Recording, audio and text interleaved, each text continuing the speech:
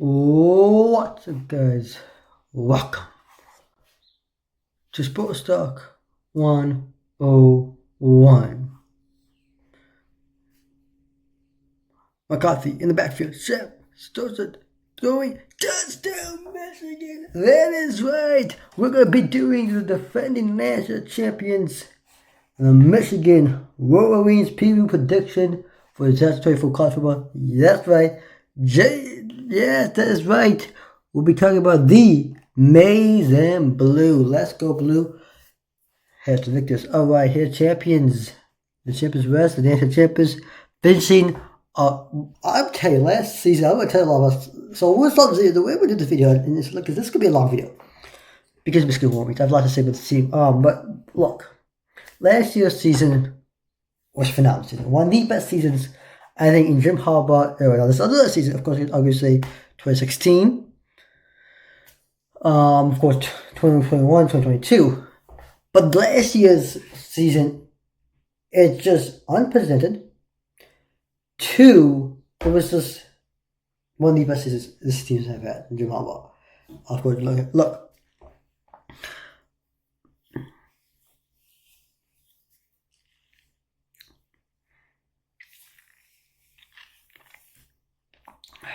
Man, I mean, this team last year, like I said, last season, I just don't know, what was it last season? What made last season so, maybe because of that championship, yeah, that's true, but it was the fact that Michigan won.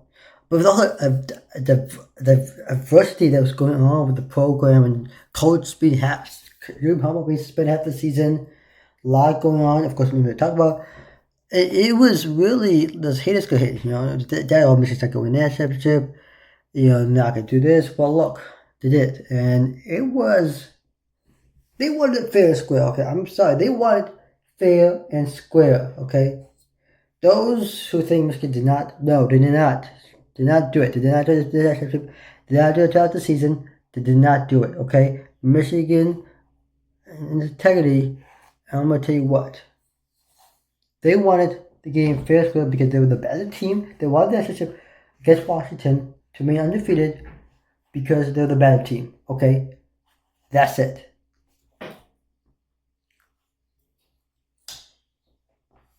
Nothing more, nothing less. Okay?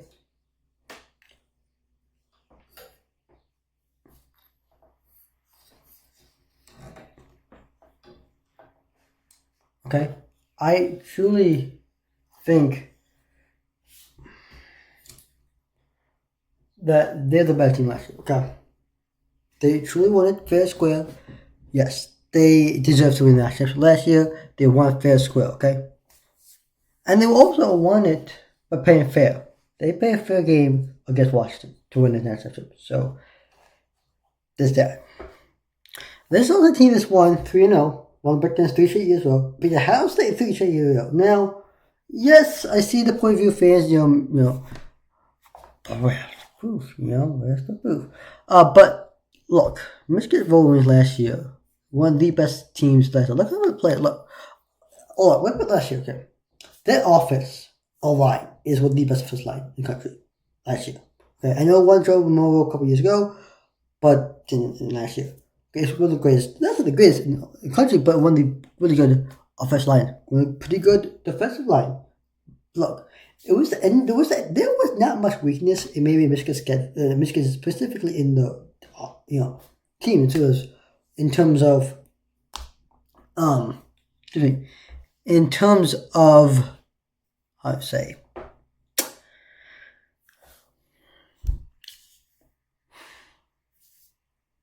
in terms of position group. And there's no weakness, maybe wide receiver, but really there was no weakness. Okay, last year, Michigan. Look, that one game, Michigan was totally giant. Everybody knows that, right? Donald Edwards, Blake Combs. Now Blake comes off. Look, I'm going to tell you players Michigan lost. And look, Michigan's a good team. They really recruit in the top 15, top 10, and year out. So they need a transfer portal. Okay? And I get it. They got new coaching staff heading to the Look, do expect Michigan to win, go undefeated now. To win some games, yes. Do you think Michigan's take a step back? I do think Michigan's going to take one step back, but not really take a step back in the way that they could, lose every game. No. In the sense that, yeah, they Michigan will take it. Yes, lost the coach staff. I get it. They lost half the player staff. Yes. But they got a lot of coach staff coming back, and got a lot of players coming back, too, like Darren Edwards. So, really, in the Lions scheme of things, that's one. Then you lose, yes, because you got, Sharon Moore become the head coach. Yes, I got that. You also have the offensive style, the way the defense and offense can play is the same. Nothing is going to change. Michigan will still have the same run identity offense, go for a fourth down, and the same Baltimore Raven defense. That's it. The play call may be a little bit slightly different, but the type of plays, the type of style of defense and offense is going to be the same. Everything's going to be the same, except with new coaching staff, maybe some new players, but everything's, is good for the most part. It's the same, and this is where, Michigan's not doing well. No. Michigan, yes, Michigan's going to, set a step back, but this will tell you about Michigan. They are going to start the season off. They are going to start the 2024 season off with a home game against nobody, which is actually, I said this too about the House State video, go check it out. And I mentioned this, House State had the first 3 non-con games were terrible, and Michigan been accused of having 3 terrible non-con schedule, like a bunch of nobodies, with 5 teams. It was a year where Michigan would have had a year in which they needed a terrible non-con schedule. This would have been the year. This 2024 would have been the year.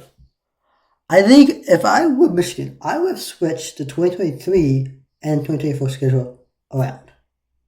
Okay? Because you played, of course, the whole Texas game. Because of the not big non-con 2024. The reason being that Michigan wanted to come up next year, I would have taken 2023 schedule at least. And the reason is you have don't know who your quarterback is, and you have a team that's missing a lot of pieces, but yeah, it's going to take a step back. This is not the same Michigan team we saw under Jim Harbaugh. We get that. But what you see, look, there are 2 games in Michigan's schedule I think fits perfectly. I think Michigan's schedule perfectly. I would have switched schedule. Because at the end of the year, look, we saw with Kate McNamara and Michigan and J.J. McCarthy, then when they would go back a couple years ago, when they're bad, that makes sense. But any year where you do not sure who the quarterback is, how the team's going to do, this would have been a year, the first 3 non-con games should have been, Fresno State. You keep, Fresno State, Arkansas State, but replace Texas with maybe, a Ball State or a Bowling, small school, and you played Texas the year before. And the reason why I think Michigan should have done that was because lost to coach staff, yes. I mentioned the player staff. You don't know how the team's going to do and place it. You also replacing a lot of pieces, especially the defensive line, the defensive line, some in the secondary, some in the offensive side of the ball. And so you got to figure out pieces, and you know how the team's going to build. And I think this would have been, if any year, this would have been the year to use it. And I think Michigan fans, you might agree, you may disagree, but this in any year that Michigan will have a terrible non-con schedule, I think this would have been the year. And I gave the reason why. Main reason is because, look, we don't know how this team's going to do in 2024, and this has been a perfect scenario for the team to figure out what's going on. But they still have the ability to do it in 2 games, week 1 and week 3. Okay? And maybe against week 4. I mean, they got some easy, terrible teams. They got 1, 2. I mean, you face Minnesota, Michigan State, of course. You face some terrible teams, but honestly, I don't know. Just that. Anyways, look, this team's different. Jim Harbaugh wins the national championship. He got in the NFL, right? Jason McCarthy is the quarterback. He wins the national championship. He's off the NFL. Look, Michigan last year, they built a lot of good players last year. We record players last year. A lot of guys off for Michael Barrett, John Hill, Barry McGregor, Blake Combs, Roman Wilson, Cornelius Johnson, all off to the NFL. Okay? Darren Edwards coming back. Kelly Mullins coming back. You have Warren, the quarterback. Then you have Alex Orji as quarterback. Toto's coming back. Then Davis, the freshman. And this seems to be different. Okay, you do lose a lot of offensive line players. I think 3 of the 4 lines often them fell, but you do get some players back. But here's the good news for Michigan, though. You get some players back. Like I said, defensively, you lose Kenneth, but you do get the sophomore from Will Johnson back. One of these best corner in maybe college football. Come back. You do bring a lot of some of the defensive players back. Okay. Sharon Moore promoted within the head coach. I believe the offensive line coach now becomes the promoter within Coach Campbell to offensive coordinator, quarterback coach. That bring in most of the offensive coaching staff remains on. Michigan basically retains majority of its offensive staff. Mike Cardinal retires. They replace the running back coach. With the high running back coach. Look, that's what they did. Defensively, it's where they lost Jesse Minter, defensive coordinator. They also lost their strength and conditioning coach, Ben Herbert. They lose the defensive lineman coach, the linebacker coach. Most of the coaches that they lost were mainly, of course, head coach, but defensive side. They different coordinator and some of the defensive position coaches of 2 Chargers. You bring in Rick McIntyre, who's the grandfather of them all. And you're wondering who was the mentor for Mike McDonald and Jesse Minter to coach the Baltimore Ravens. Well, Rick McIntyre. He was a Baltimore Raven sometime. He's coming to Michigan. He's considered the grandfather of them all. He's the mentor, and he's going to be really good. Look, he's still bringing that the Ravens defense back to Michigan, and he's going to keep the defense for Michigan. And the offense was philosophy. Every philosophy is going to remain the same.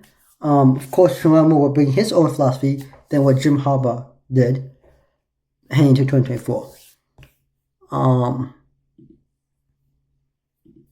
Michigan odds to win the Big Ten. They're the 4th best odd right now to win the Big Ten. Ohio State being the favorite. Their odds right now plus 700, 600, depending on what you look at. Not too bad. The win total for Michigan, if I'm not mistaken, I just saw it going to DraftKings. I just saw it before this video, and I'm going to pull it up. I'm going to tell you right now. I have it here. I think my thing is reloaded, so let's see here. Look, I think Michigan's going to be good. Look, let's say Michigan's not going to be bad. I'm telling you, look, Michigan's going to make the playoffs. I'm telling you right now, Michigan's making the playoffs. They may not win the national championship, but they're making the playoffs. Win total is 9. And I look at team with returning product. How much returning product that Michigan returns? Let's take a look. Michigan, Wolverines, return. Let's see here.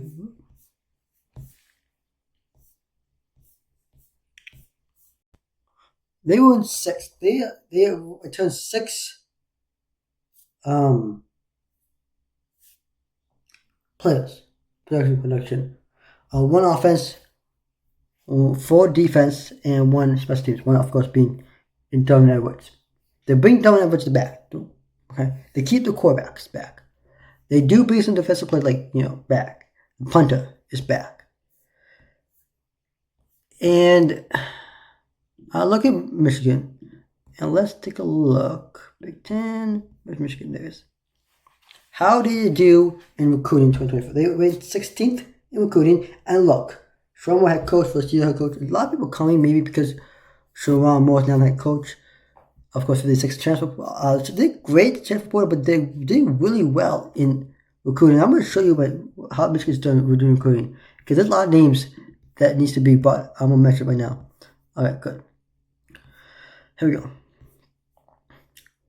Jaden Davis. We saw him in the spring game. Look, I'm going to also talk about the spring game in just a second, because I want to get the spring game on and I get the game. But Jaden Davis, quarterback freshman, he did pretty well.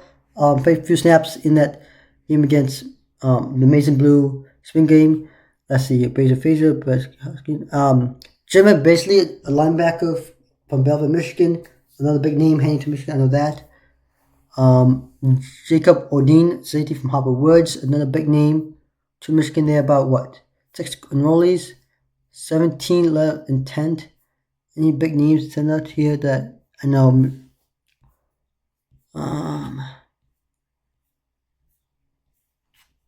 Transfer. Let's see who Michigan does in transfer portal. They did pretty well in the transfer portal, okay? They get Wesley Walker, the safety from Louisville, Jaden McGammon, safety from Michigan State, Ricky Johnson, the corner from UNLV.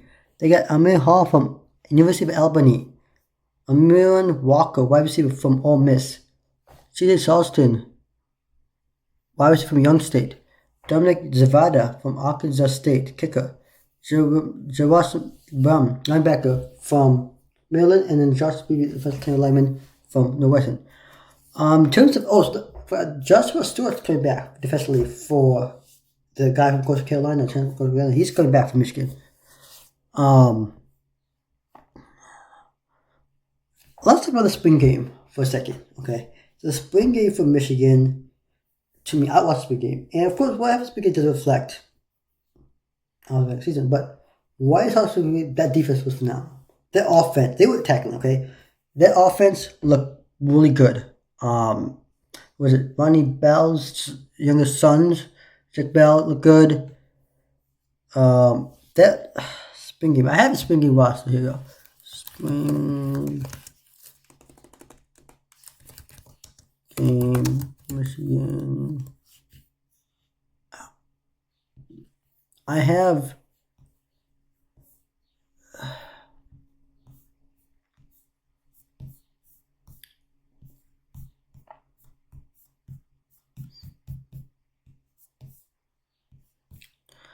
I'll tell you who was good in this game. Here you go. Don Roberts. We know the running game's going to do. Tevye Dunlap. Mullins. Really good running back there. Benjamin Hall in the running back position. We know Alex. So that's the in terms of receiving, Kendrick Bell. Frederick Moore. Really good wide receiver there. Coach Loveland. Deacon Tonelli. And Tyler Morris and Peyton O'Leary and Max Bedison, really good in receiving yards. Doman, good in punting. Samaha, the kicker, new kicker, but we'll see how it does there. But the names, the big question they had in the spring game was Alex Ogie. Can Alex Ogie throw the ball? We know he can run, he's got realistic leg, and who's going to be the quarterback? I can tell you one thing. After a spring game, Alex cannot throw the ball. I mean, he could throw the ball. He do pretty good, decent, accurate passes, but most passes were either above the receiver or before the receiver. We know he can run the ball. That's no doubt. My question is, can he pass the ball? I don't know if he can pass the ball because I said this too about Ohio State is, and the team, you're 3rd down 8, down by minutes, touchdown 2, game on the line, minute left of the game. Who you go to quarterback? Is it Alex Ogie or Jaden Davis Warren? What I can tell you is OG in the run game. I trust OG in the run game. Maybe that's true. Maybe, look, coaches have been know this than I do, but maybe he's doing good in practice. He can play accurate, but comes to something with maybe in game day, maybe it's a deal light. It's not. When it comes to game day, he's not able to throw pass. Maybe he's able to throw well in practices, but not able to game day. And he has time to fix that before the season starts. Davis was a really good passer. He's an okay runner. Not the most excellent runner, but he can run when he needs to. Okay, but he's a really good passer. One of the best. Of course, don't know him. He's battled cancer and was on the team for a long time. Was a walk-on guy. Had scholarship on Jim Harbaugh. Had bad cancer. He's cancer free now, and here he is playing football, which he loves. So. True story there. Jaden Dangle and Jaden Davis, the 2 freshmen, looked pretty good in the top spring game. I talked about spring game. Go ahead and look at Michigan's spring game. I did tell you a video on a lot of spring games, but I'm bringing this up here. I look at the schedule for Michigan 2020. What is it here? It's not an easy schedule, but we'll see how to do. There we go. We'll give you a winner. Let's go give me a game. Give winner loser for every single game. Here we go. Michigan Wolverines kick off the season with home game against Fresno State. By the way, I think this game is perfect for Michigan. Maybe the schedule, maybe the schedule, before we get started, the schedule is not the perfect schedule, but it's a good schedule. I like this game. Non-con game against Fresno State week 1. This gives Michigan a chance to see, even by fall camp, which is in August, they don't know who's the quarterback. This gives a chance to put maybe OG and Warren in and figure out who the quarterback. Because you do need to figure out quarterback for week 2. We take on Texas, the big non-con game. Then come out week 3, you do take on, let's say, maybe you figure, okay, maybe they haven't won. Then you figure out more in the quarterback situation and then figure out how the team's going to do. Okay, Arkansas State. Then you, first 4 games, 1, 2, 3, 4, 5. 5 games are home. You're home against USC and home against Minnesota. Then you go on the road and take on Washington Huskies. In Washington, look, Washington Husky is a big team. No King DeBoer. He's gone to become head coach in Alabama. They lose Mike Penix and most of the guys to the NFL draft. Some guys go to Alabama. The new coach, the head coach of Arizona. Look, I don't expect Washington to be a good team in 2024, but that is not his environment. That's going to be look, even though they're not going to be a good team, this could be a really good matchup. A ranked matchup probably. And this is a team. This could be fans could be into this. All right, it is the toughest, to my opinion, toughest play in the Pac-12. The environment is gonna be loud, but you go on the road, a rematch from that championship. Heading to your first bye week. Coming off your first bye week, you can head to go at Illinois, come home against Michigan State, home against Oregon, and then out on the road at Indiana. I'm gonna talk about this 4 game stretch in a second. Heading second bye week, you come off second bye week, you take on Northwestern home, and then finish on the road against your rival, the Buckeyes. I'm gonna tell you one thing. And I look at the schedule. My God, I'm like, it's a brutal schedule, yes. Alright, so let's play here. Over under is 9. I'm gonna take the over. I just think that I'm gonna take the over. We'll see how to do here. You do take on Fresno State. Good news is you do take a win and you do beat Fresno State. Now you take on Texas. Now Texas, one team making playoffs. One team of 4 playoffs you didn't make last year. Texas being entire coaching staff, head coach comes back. Everybody mainly comes back and lose for guys to draft. So it's gonna be a tough matchup. It is home. You have the home advantage. You are the underdog though in this game. Last out for this game. I just think you win this. I don't know. Look, you take Arkansas State the following weekend. I just don't know if you can beat Texas. I do think you take a loss here. I think you take an early loss. It's a reasonable loss. It's losing to a really top. This could be a top matchup. Look, it's in Ann Arbor. You have a home game, a great environment, and Ann Arbor is one of the toughest places to play, for visitors. So it was an intimidating environment, and for sure it'll be loud. But you go lose to Texas. But you do come back so we can beat Arkansas State. You take out USC. Until see looking at defense, you beat USC. As a matter of fact, you beat Minnesota the following Saturday, and you beat. I think you go on the road and beat Washington. I mean, this is. Then first bye week. So heading first bye week, you're 1, 2, 3, 4, 5, 6, 6-1 heading into your first bye week, right? 3 and 5. No, so 5 and 1. 5 and 1 heading first bye week. Coming first bye week. This is gonna be a tough stretch, but you do beat Illinois on the road. You beat Michigan State. Then take out Oregon State. Now this Oregon team is sandwiched. I'm gonna point it out right now, but that's this team. Look at this 3 game, not easy. You play home against Michigan State, but then after Oregon, they got Oregon sandwiched in between the Michigan State and Indiana. Indiana, not terrible team, by the way. It's a home game. Oregon's a really good team. It is a tough matchup. You come for a win, and then you take out Oregon home. I just don't think you can beat Oregon. I'm sorry, but that's 2 losses right there. You're right now with 2 losses. A, could make a bowl game. B, with 2 losses, you're likely to make the playoffs. Okay, remember, win college football, they need a college football where you don't have to win conference. But you're likely could make the Big Ten Conference. And your first bye. Come off your second bye week, you beat Northwestern. I did predict for Ohio State. You beat Ohio State. for the 4th year in a row. I'm sorry. So that's what 10-2. 10-2. Is that taking a step back? Yes. Could you go 9-3, lose to Ohio State? Yes. Could you lose at Washington? Unlikely, but possibly. Look, could you beat Texas? Yes. Could you beat Oregon? Possible. Look, you could be. Look, but enjoy things. Look, toughest game is Texas, Oregon, Ohio State, and USC, and Washington. On which you'll definitely beat Washington. I think you could beat Washington. I think you'll beat USC. On Texas, Oregon, Ohio State, you 1-2. What's it? 1-2. 1 win, 2 losses. Can you win all 3? You could. I just don't think you can win all 3, but it's possible. Again, anything can happen in college football, which I like about college football. You could lose all 3, and still 9-3 Michigan can make it playoff, maybe. But there you have it. Losses are to Oregon and home games. Both home games. 10-2 losses to Oregon and Texas.